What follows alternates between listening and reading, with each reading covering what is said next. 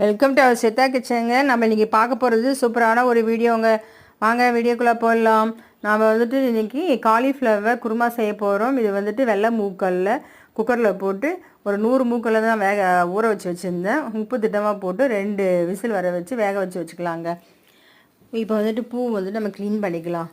பூவை வந்துட்டு நல்லா கட் பண்ணி நல்லா கழுவிட்டு தண்ணியில் போட்டு உப்பு மஞ்சத்தூள் போட்டு அதை கொதிக்க வச்சுக்கணும்.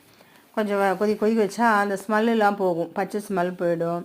அது ஒரு மாதிரி வாசனை அடிக்கலைங்களா பூ, அந்த வாசனையெல்லாம் போயிடும், நல்லா க்ளீனாகிடுங்க. அதனால தான் நம்ம வந்துட்டு பூவையும் க்ளீன் பண்ணி எடுத்து வச்சுக்கணுங்க. இப்போ வந்துட்டு இந்த குருமா குழம்பு வந்து சப்பாத்தி, பூரி, இட்லி, தோசை எல்லாத்துக்கும் சூட்டபுளாக இருக்குங்க. நீங்கள் இதை மாதிரியே செஞ்சு பாருங்கள். இப்போ வந்துட்டு இஞ்சி பூண்டு அரைச்சி வச்சுக்க போகிறேன். அதுதான் சரிங்களா. இதில் பிளெண்டரில் போட்டு அரைச்சி வச்சுருவேன்.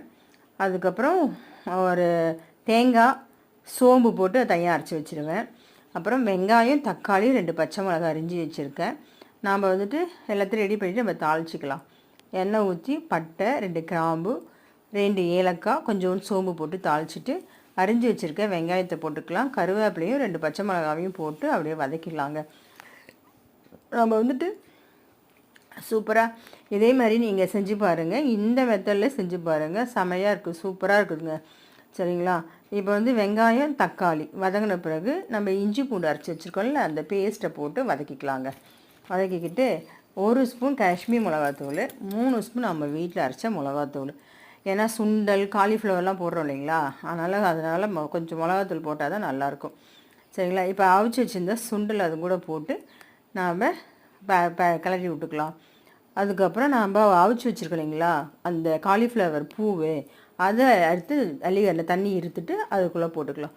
போட்டு நல்லா ஒரு காய விட்டுட்டு தேவையான அளவுக்கு தண்ணி ஊற்றிடுவோம். தண்ணி வந்து ரொம்ப தண்ணியாக இருந்தால் நல்லா இருக்காது, திட்டமாக இருந்தால் தான் நல்லாயிருக்கும். தேவையான அளவுக்கு உப்பு போட்டுக்குவோம்.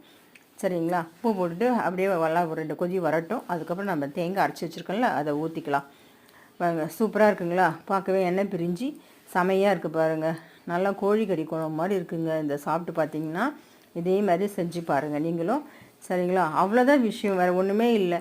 சரிங்களா. தேங்காயும் சோம்பு அரைச்சி வச்சுருக்கேன்ல, அந்த விழுதை போட்டு நாம் கலந்து விட்டுடலாம். கலந்து விட்டுட்டு லாஸ்ட்டாக வந்து கொஞ்சோண்டு கொத்தமல்லி தழை போட்டுட்டோம்னா வேலை முடிஞ்சுது. அவ்வளோதாங்க. ரொம்ப சிம்பிளாக இல்லைங்களா, பார்க்குறதுக்கு செய்யறதுக்கும் சிம்பிளாக இருக்கும். நீங்களும் இந்த வீடியோவை பார்த்து இதே மாதிரி செய்யுங்க. இந்த வீடியோ பிடிச்சிருந்தால் லைக் பண்ணுங்கள், ஷேர் பண்ணுங்கள், கமெண்ட் பண்ணுங்கள், சப்ஸ்கிரைப் பண்ணுங்கள் ஃப்ரெண்ட்ஸ். ஸ்வேதா கிச்சனுக்கு சப்ஸ்கிரைப் பண்ணுங்கள் ஃப்ரெண்ட்ஸ். எனக்கு இது மாதிரி ஆதரவு கொடுக்கறதுக்கு ரொம்ப நன்றி ஃப்ரெண்ட்ஸ். இன்னும் மேலே மேலே நீங்கள் ஆதரவு கொடுக்கணும் ஃப்ரெண்ட்ஸ். பை.